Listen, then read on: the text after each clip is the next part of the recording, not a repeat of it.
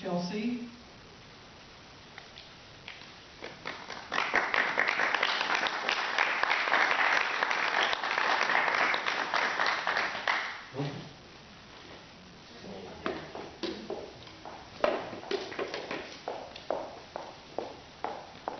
And then Chelsea, if you wanted to say more about Dallas to introduce her, I'll let you do that.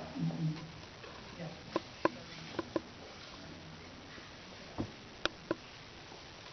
The wolf will dwell with the lamb, the leopard will take rest with the kid. The calf and the lion cub will feed together, and a little child will lead them. Befriending each other, the cow and the bear will see their young ones lie down together.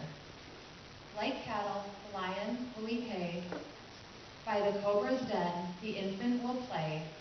Into the viper's lair, the child will put his hand. No one will harm or destroy over my holy mountain, for as water fills the sea, the earth will be filled with the knowledge of the Lord. I would like to introduce Dallas Rising. She's the executive director of the Animal Rights Coalition. She's been an animal rights activist for a long time, 20 years, since high school. So please welcome Dallas. She'll be doing a brief talk on animal rights and veganism, and then we'll be having some vegan treats after.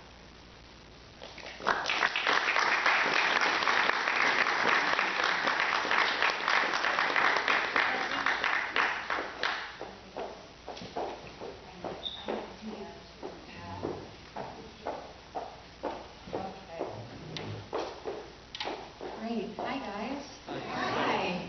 Thank you so much for having me today. It's the first time that I've been in this new building.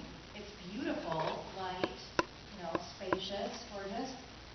I was in the old building several times for events and classes and suppers and talks and community gatherings, and I always associate Walker Church with a real, positive presence in the community and a congregation and a community that really cares about social justice, cares about having a positive impact, recognizes that, our values are to be lived and not just preached.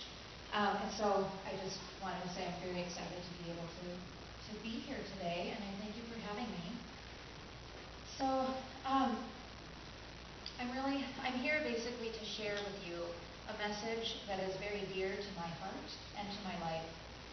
But before I do that, I want to tell you a couple of things about me. Deb assured me when we met that it was going to be okay for me to speak today even though I'm not Christian. So, is that okay? Good.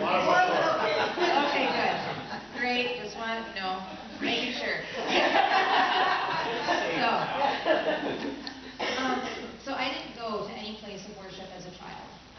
My mom converted to Judaism when she married my dad, and so, I consider myself Jewish by heritage, but really, aside from the Seder here or, Hanukkah gifts and candles, really, I didn't do anything official. But I did join the Unitarian Universalist Church when I was about 12. So for those of you who aren't familiar with the UU Church, they identify as a humanist religion primarily. So they have 7 principles, and they are created by the people that participate in the church and not necessarily given through a holy scripture or anything like that. UUs tend to be very liberal, tend to be kind of on the side of feeling like every single person has inherent worth and inherent dignity, and that we should treat people respectfully. And then the other thing too is that the UU Church places the responsibility of finding spiritual truth and meaning squarely on its members' shoulders. So that's up to each individual to do that, and they come together as a community to work on those things. And social justice is a big part of that too. So I do have a really deep respect for the values that Jesus taught as I understand them. I feel like much of who I am, or who I want to be, I'm not there yet, but much of who I want to be can be reflected in his teachings. So the other thing is that, as you may have already guessed, is that I'm vegan. And so I'm going to be talking a little bit about that today. And I know that sometimes we hear complaints about vegans being preachy, so it's especially exciting for me to be up up here in a church. Getting my 20 minutes. But I really want to be clear that I'm here today just to share my views. I'm not here to be vandalized, or I'm not here to try to, to tell anybody what they should believe. I'm not here to scold or blame or anything. I just want to share what's really important with me, and then you guys determine what you want to do with that. So yeah, the other thing is that I'm not a religious scholar, so that's probably clear by now. I'm not going to attempt to quote scripture or, kind of bring in reference to holy texts and that sort of thing, but I am somebody who takes morality very seriously. And I believe that how we treat others does matter. For me, it's our actions where the rubber meets the road and not our beliefs. So it's what we do, it's not what we say that really matters when it comes down to it.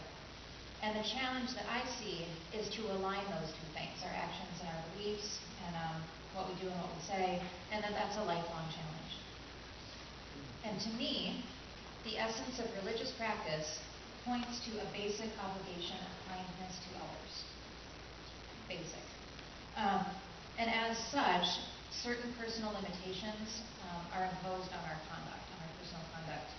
And when it comes to animals, our conduct has an enormous impact, and it's something that we don't think about very often.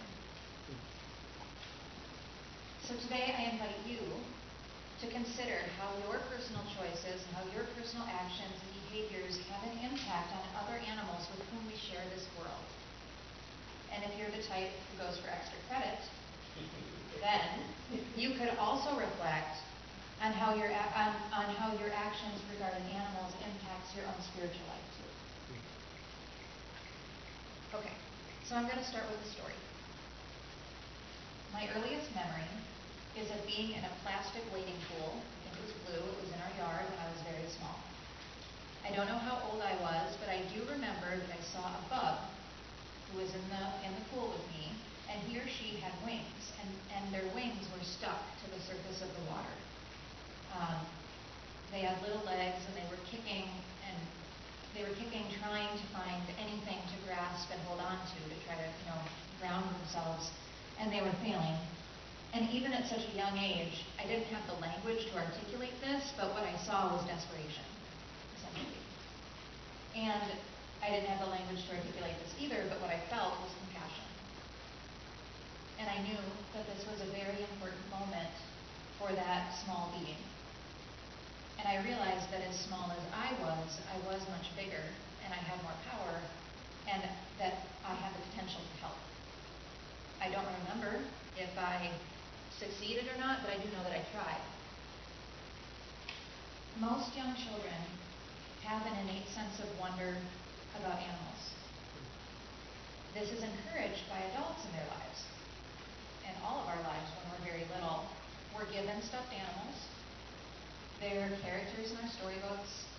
They're oftentimes on our clothes, or our dishes, or our mobiles, or our wallpaper. They show up a lot. They're characters in kids' movies, animated and talking and expressing their thoughts and emotions and desires. They're on products to sell to kids and in stores. And now that I'm an adult, I have 2 dogs, and when my husband and I are out walking them, little kids, more often than not, most of the time, get really excited when they see the dogs coming. And one of my very favorite things to do when I was little was go to Lake of the Isles and see the ducks. So when we're really little, we see animals as our equals. We see them as our peers. And this is reinforced by the grown-ups in our lives when they tell us to pet the kitty gently and don't scream or bees. So somewhere along the way, we're expected to turn our love for animals off, or at least our love for some animals. We're taught that some animals are okay to love, but many of them really aren't.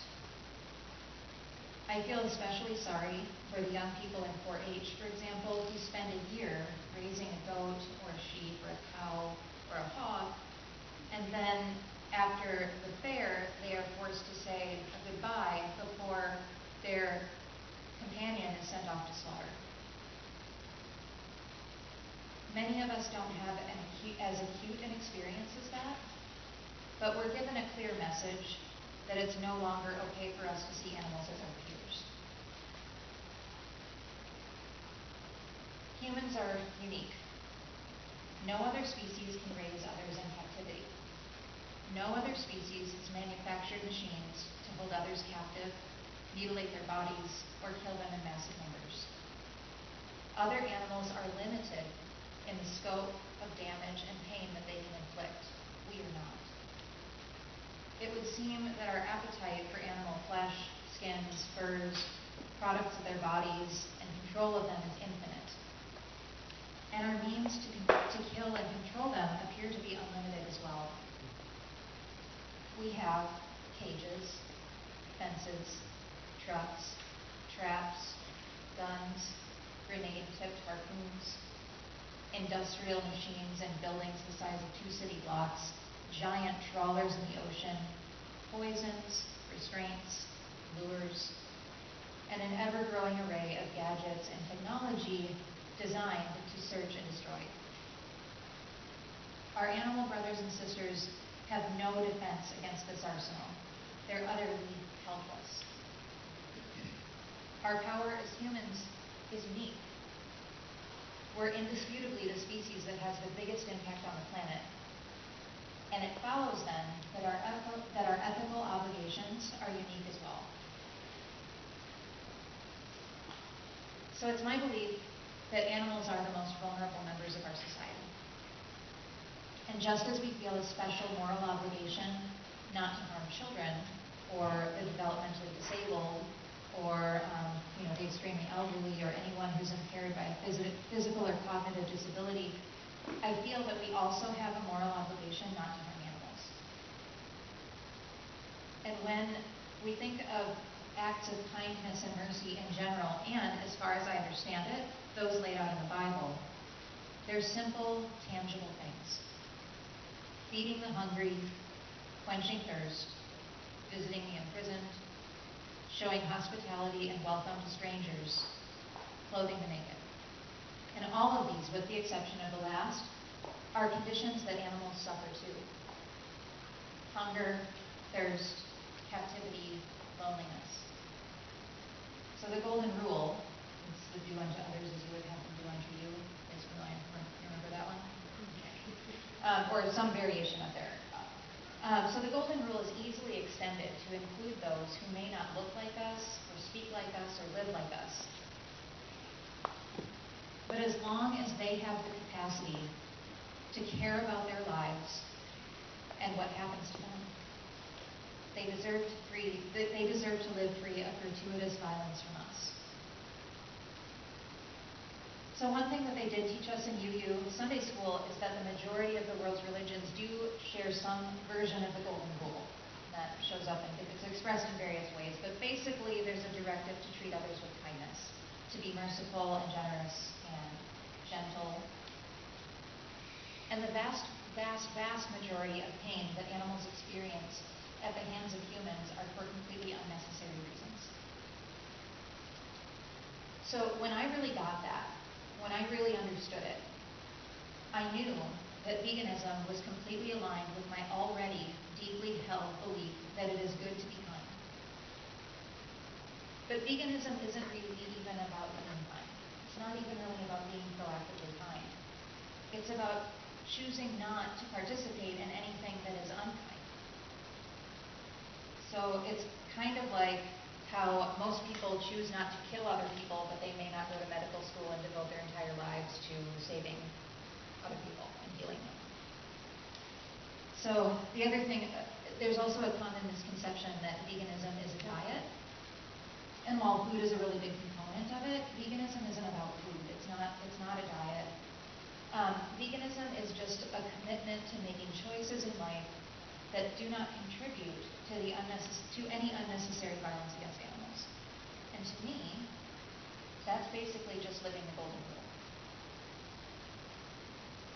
So while there's lots and lots of good arguments and reasons for going vegan, including like global hunger issues, climate change, workers' rights, water pollution, and now water scarcity, as we're seeing happening in California, Obviously the fear and the pain that animals endure when they're treated as commodities instead of individuals. What it boils down to is how I feel when I witness an animal who's in danger or who's suffering or distraught. And basically when I see that, it just leaves me feeling inside really, really icky. There are lots of words that I could use. I could go on it, I could try to make this sound a lot more fancy, but basically it just feels icky, it feels bad, and it hurts. It hurts to see others in pain. And while it's not the same thing, I also get an icky feeling when I know that I've been unkind to someone.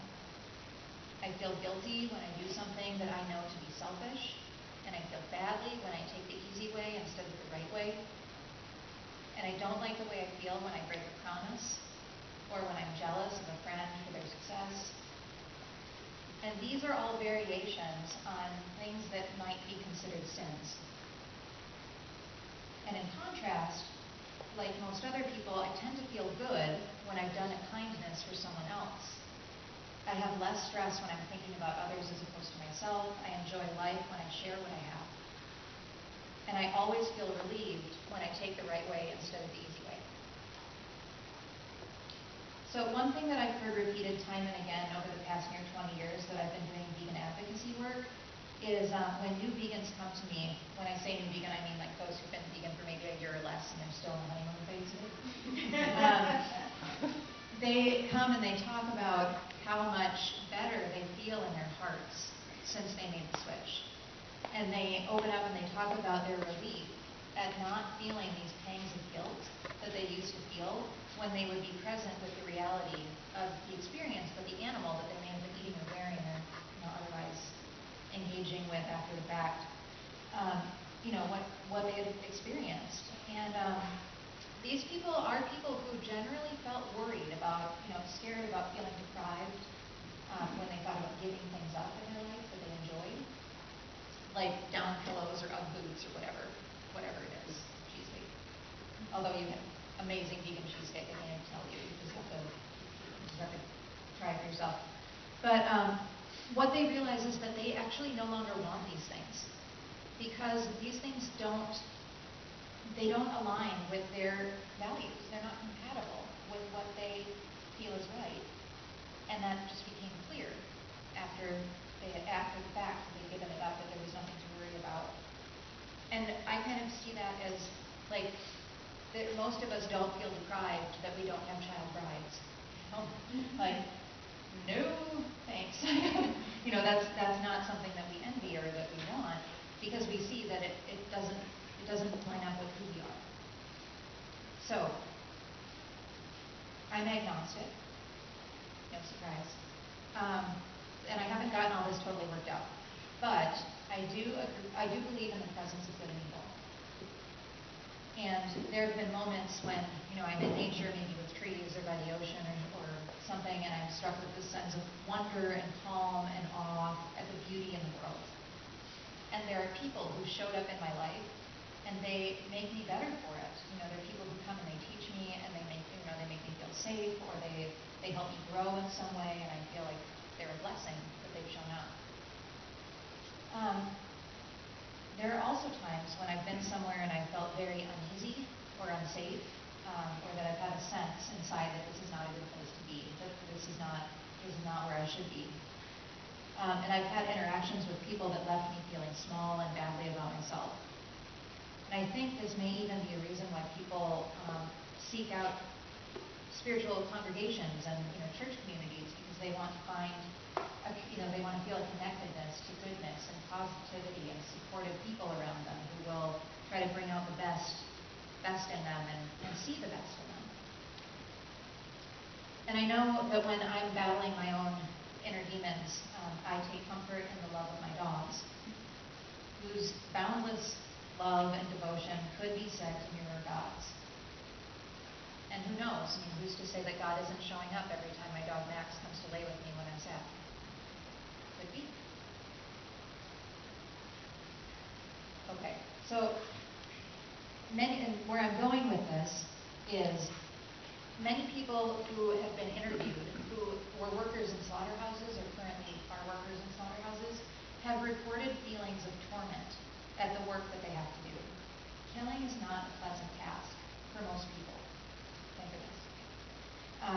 Slaughter workers have called their jobs soul killing, and they have to harden themselves, they have to harden their hearts and numb themselves to the experience of the animals around them. They often self-medicate their trauma with alcohol and drugs, and they have to stop seeing the animals as individuals who can feel pain, and they have to stop hearing their screams. Otherwise, they can't do their job. How could any of us feel healthy and whole in such a place?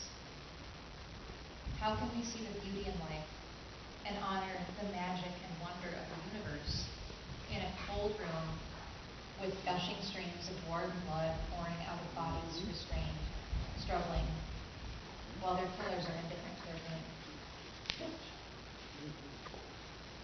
It's also worth noting that many slaughterhouse and processing plant workers are often undocumented and that they don't report the abuse that they suffer themselves for fear of being deported. So callousness breeds callousness, and goodness begets more goodness. Kindness brings on more kindness. So there's a saying that my mom likes to repeat when she's asked why she doesn't eat animals. She doesn't eat animals anymore. So, but what she says is that there's a reason that people take their children to orchards and not to slaughterhouses. Yeah. It's not complicated, this business from recognizing right from wrong. And that's likely one reason why so many people decline or turn away when we invite them through our organization to view a 4-minute video about the experience of animals used for food before they end up in, our plates and grocery stores and restaurants and gas stations and vending machines and all the places that they end up. They don't want to see it because it makes them uncomfortable. It hurts to see others in pain. That's called compassion, and it's a really good thing. It's what makes us connected and engaged. And whether it's a feeling that you get in your gut or your heart or your head or wherever, it's part of our moral compass. And it's part of our connection to the universe or God or whatever it is that's bigger than us. What it all boils down to for me is that we share the capacity of joy and suffering with other animals. We may have vast differences in the way that our bodies look and the way that they function, and we have some abilities that they lack, and they have some abilities that we lack, and some of them have abilities others don't have. There's a lot of diversity. We can't know what it's like to live in the ocean. We can't know what it's like to fly under our own power. We can't give complicated directions via dance. It would be awesome. I'd love, maybe we can work on that as a species. That would be pretty awesome. We can't determine who was on the corner this morning by smell. Kobe can, probably, yes, but not us. So, but we do share the qualities that matter when we are looking at who deserves moral and ethical consideration. We know that it's terribly painful to have a child die or taken from us. We know what it's like to be hungry or thirsty, to have our freedom restricted, to be scared. We know what it's like to be lonely or cold. We know what it's like to be sick or injured. And we know that we don't want anybody messing with our bodies without our consent. We value our lives, and we don't want someone else to decide for us when they should end and how. We also know the joy of being close to those who we love, of having family and friends. We share the joy of having the sun warm on our skin and a cool breeze, and we know the pleasure in eating our favorite foods and using our bodies for things that make us happy. We like choosing where to go and for how long and when and with who. And we like it when others treat us as though we matter. We like it when others recognize that we're special and we're unique, and there's no one else like us in the entire world, and there never will be. Those are the things that we share with other animals. And if we embrace that reality and we open our hearts to these creatures who are at our mercy, pledge to do them no harm, and include them in our circle of those to whom we have an ethical and moral obligation, imagine the impact that that could have on the world. Imagine the lightness of heart it would give us and the peace in our spirits. The openness and the connectedness that we could feel with other life and with each other, and the blessings that we would enjoy every single day. That world is possible, and I invite you to join me in creating it. Thank you.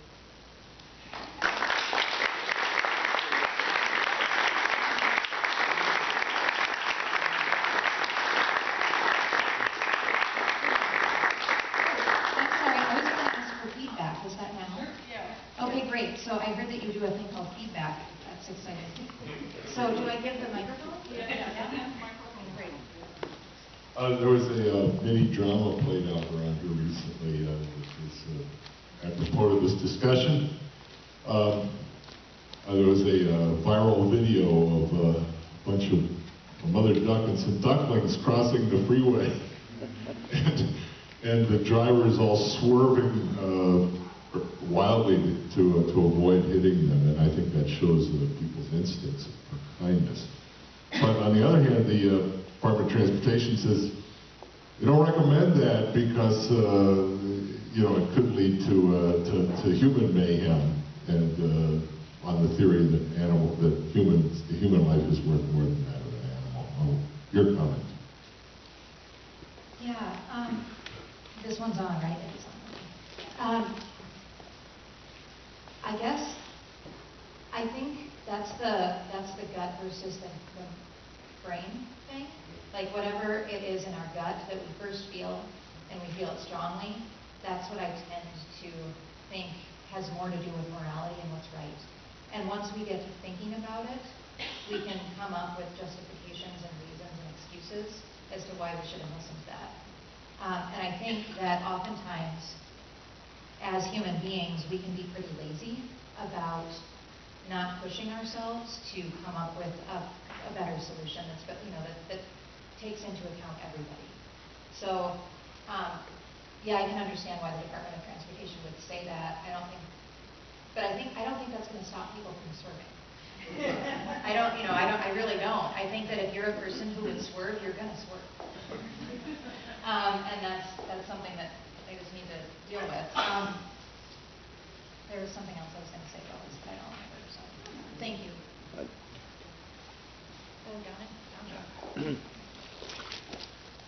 I'm almost afraid to challenge you on some things, but I think you speak very well, and that you know your subject very well, and that you're very sincere. I spent a lifetime in agriculture, writing feature articles about producers of livestock. And the problem that I see with the world turning towards animal rights is the matter that begins with the fox, or rather the lion, eating hay. Okay? And I know that's symbolic or metaphorical, but lions would starve to death eating hay, and so would you and I. The problem is we don't have a four-stomach system that can turn hay or grass into protein and into food. So the problem would change the world, as I see it, if any significant number of us, move towards vegetarianism. What would we do with all the grassland? We can't eat grass, not very well. We don't have beef cattle that can eat grass. So, okay. So, okay, perfect. Thank you. There were a couple different things in there that I'd love to respond to, so let me try to break them apart. So, first of all, I'm not advocating that we eat hay. I do believe that we should be eating plants. So, and I'm not advocating that lions should eat hay either. And I guess one of the things to bring up in terms of what would happen to all of the grasslands or all of the fields that were. So if we think about it, all of those crops right now and all of those pastures and whatnot are being used to grow. It's mostly corn and soy to be fed to animals that will be killed for people to eat. And it's really energy inefficient to feed lots and lots of grain, and it takes way more water, and there's pollution, and then there's, it's very intensive. So just like those animals are converting the plant protein into muscle protein, we do that as well. And then the other thing too is that with urban sprawl and with our booming population of human beings, like we're encroaching on a lot of wild lands, and we're making it virtually impossible for lots of species to even survive because we're taking away their space. So a couple of options. One would be that we could let those places revert back to their wild state, whether it's prairies or forests or whatever it is, wetlands, and that would be fantastic. And then I guess the other thing too is just for anybody who is concerned about health issues, like I've been vegan for 20 years and I'm standing here and I'm not blind, I can still breathe. So, it's been totally fine. The American Dietetic Association has stated that a vegan diet is nutritionally adequate for humans of every life cycle, every stage of the life cycle, including breastfeeding and infancy and all of that. So, yeah, I hope that answered you. And we can still disagree on things, that's okay. But did it address what you were looking for? Pardon me? Did it address what you were looking? Did I address Yes. your? Yes. Okay, great. Great. Thank you.